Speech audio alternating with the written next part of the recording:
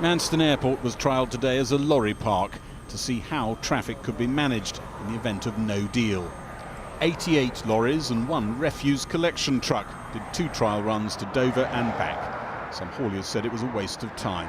In the Commons, the Labour leader said much the same. The government is fooling nobody. These shambolic preparations are too little too late. The reality is, Mr. Speaker, there is no majority in this House to support no deal. In recent days, they've started dredging Ramsgate Harbour so it can take ferries and large cargo ships if Dover is clogged up with a backlog of shipping. It's all prompted a cross-party letter to Theresa May from some 200 MPs demanding she rules out no deal. Jack and I are neighbouring constituencies in the West Midlands, and we've been meeting together once a week as a group because of our concern about the job losses in the manufacturing sector that are already affecting our constituencies. And just before Christmas, we decided that we needed to give expression to the unified view that we have that we can't afford to crash out of the EU without a deal. Hilary Benn is part of another cross-party push to stop no deal. Along with other MPs, he's putting down amendments, hoping to stop the government implementing no-deal provisions without parliamentary backing.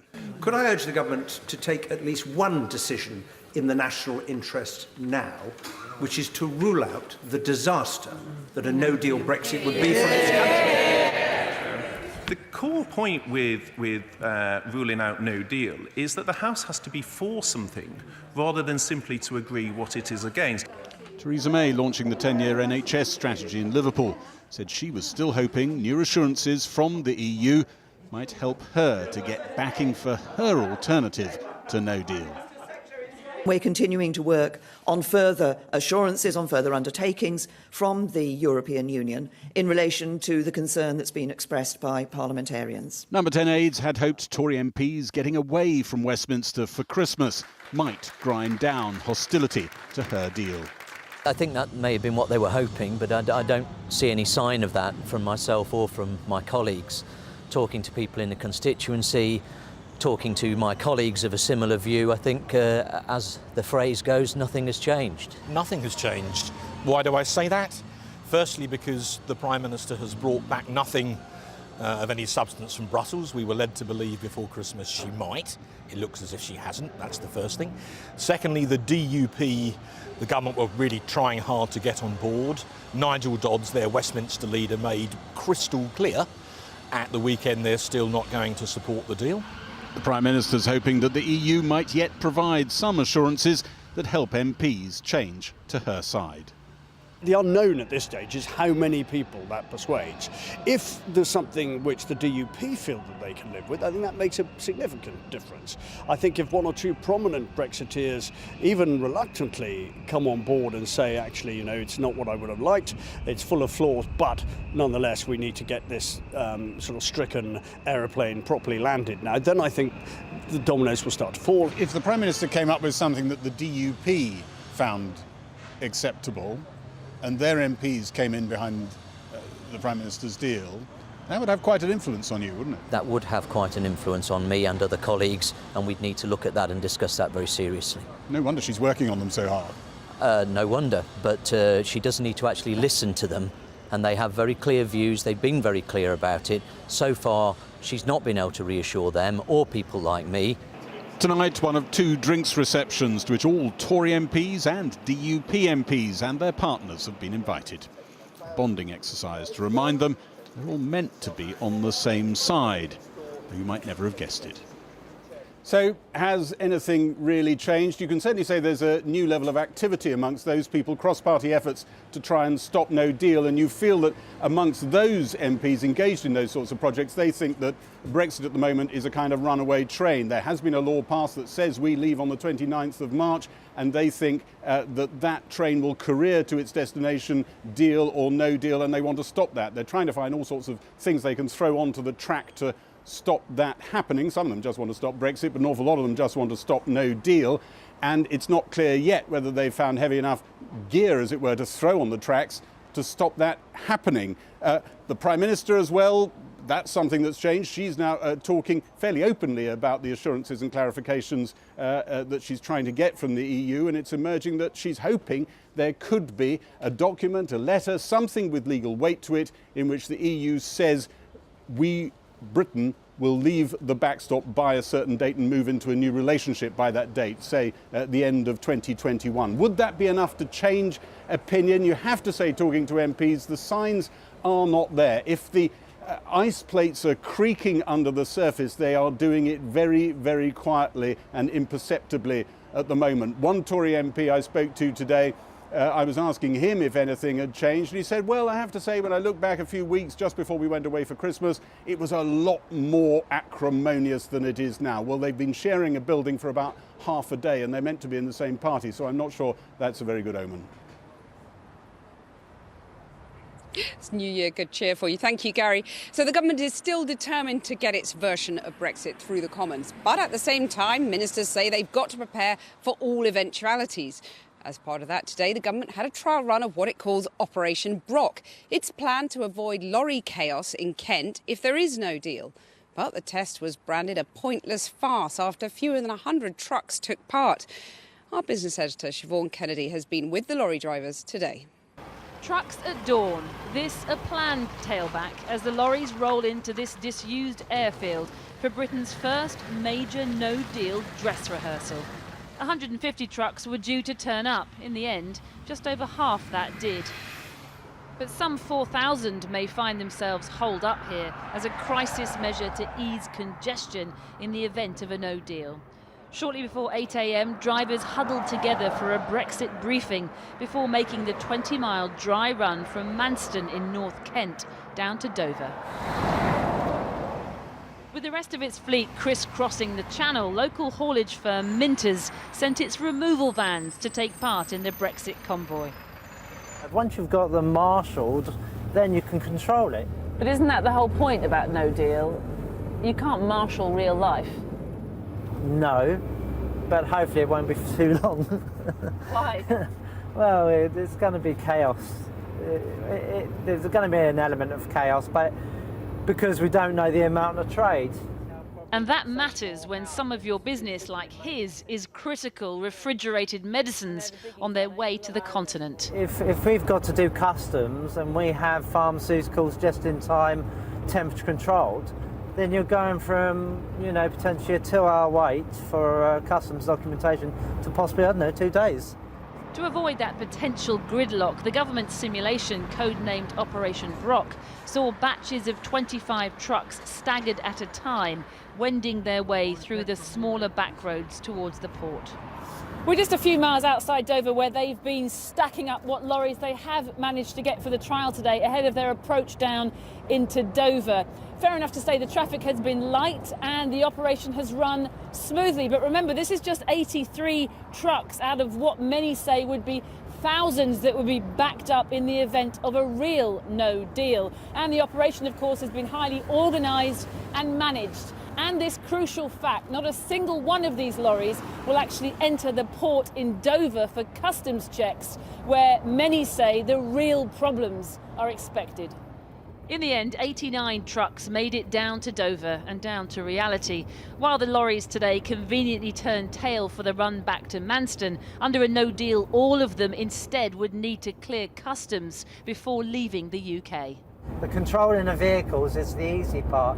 It's actually getting the paper process of customs. That's critical. And that, I can tell, is the bit that's worrying you. Oh, yeah.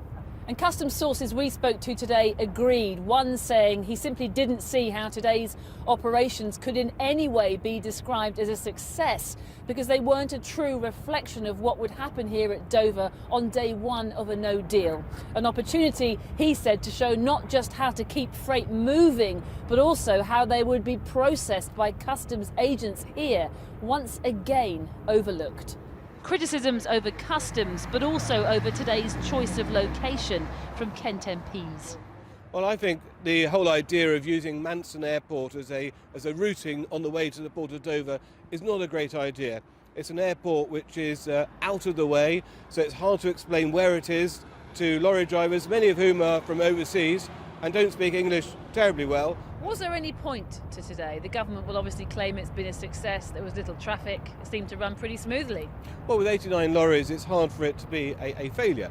By midday, it was all over. Each driver £550 the richer.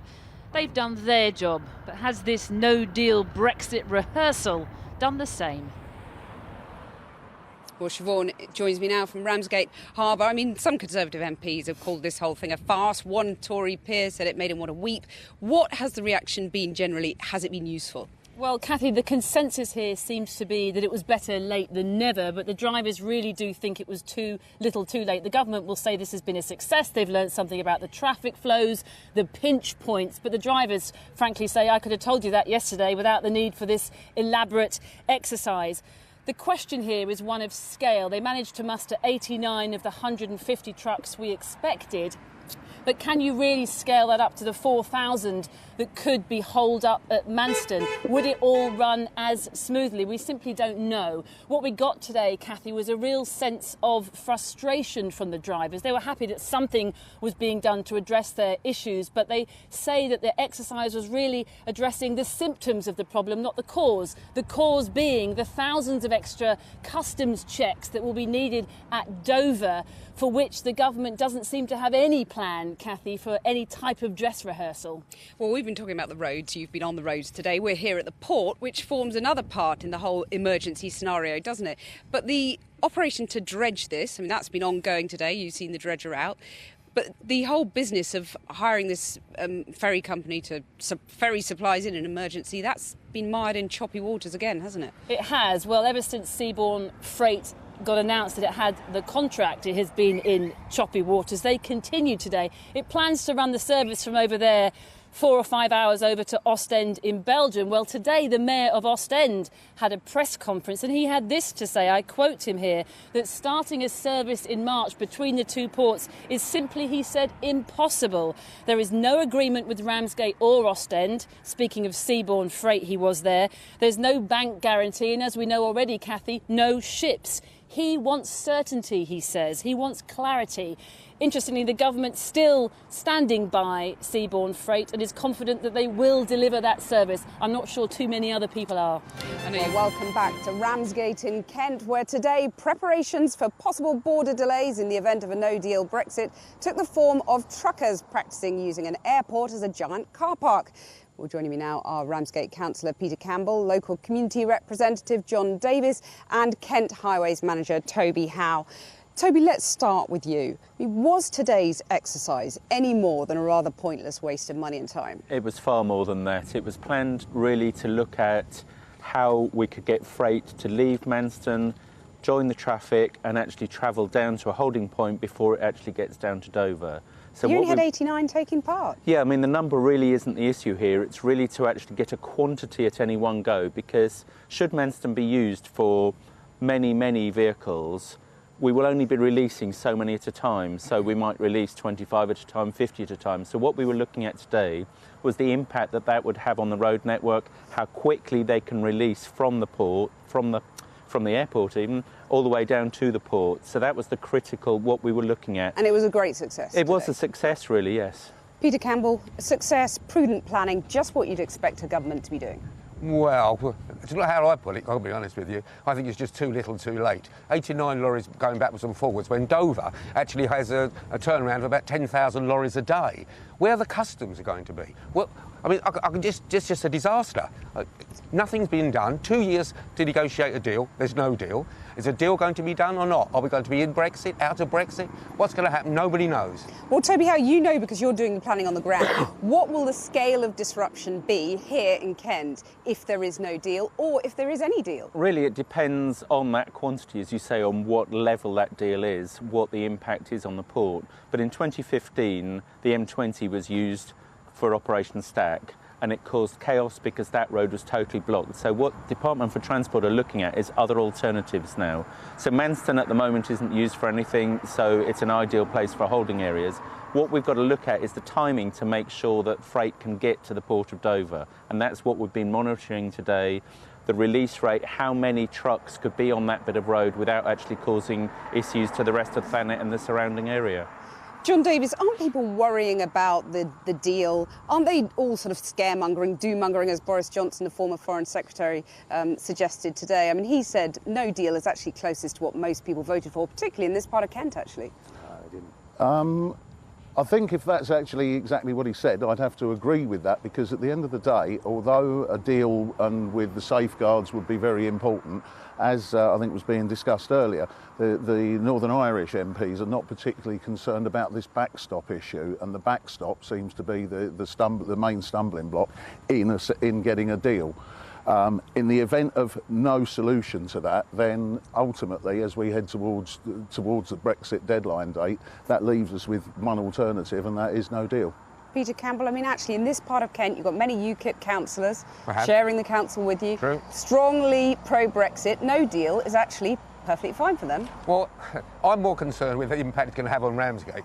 And if there's going to be ferries in Ramsgate, the lorries that are going to have to come through Ramsgate town is going to cause enormous environmental impact on my residents here in Ramsgate that they do not want and they do not deserve. So, have you got a plan for that, diverting the lorries out of Ramsgate town centre? Yes, because they won't be using Ramsgate town centre, they will be using the tunnel and then onto the Thanet Way, so that does not take the traffic through the town centre. Unless the tunnel's closed, and then they have to come down through the town centre, past a tiny little roundabout at the bottom there, and through the Cafe Society that we've taken many years to build up in Ramsgate itself. John Davis, shouldn't you be embracing the dam busters spirit and seeing the upside for Ramsgate? Extra business, the port open once again. In this community, you're probably better off calling it the Dunkirk spirit as much as the dam busters spirit. Very true. However, whilst that is very much our attitude, there's a lot of questions that don't add up when it comes to the time frame available to bring these ferries in, whether those vessels exist. We have been campaigning for a prolonged period of time for due diligence to be done on the company concerned, because we still do not believe this is seaborne freight you're talking about. I mean, the government says it has done due diligence on that, and that the dredging will be done within weeks, by March the 29th, certainly. We would, as a community, I think it's fair to say, we would welcome any initiative that was viable and sustainable and put an end to the massive losses that we have been subsidising on that port. The questions remain as to whether this is a feasible and viable situation. In addition to that, the number of vessels and movements that are being discussed do not necessarily make the Port of Ramsgate viable again, which means that this community will then continue to subsidise the situation. This is enormously environmentally unfriendly. This town is not built to have this amount of lorries coming through. There were talk of 3,600 lorries a day. Absolutely ridiculous. The tailbacks will be down the M2 all the way to Ashford, if that's the case. Well, let me ask Toby how to respond to that. Again, by using the roads that are there, the network of roads that are there, the Thanet Way was designed to suit Thanet to get through to the port. The tunnel was built for that. So as I say, it would be only on very, very minor occasions, if that tunnel happened to be closed for an incident, that traffic would have to come through. But the vast majority of time, that traffic will use the roads that it's designed to use. We'll just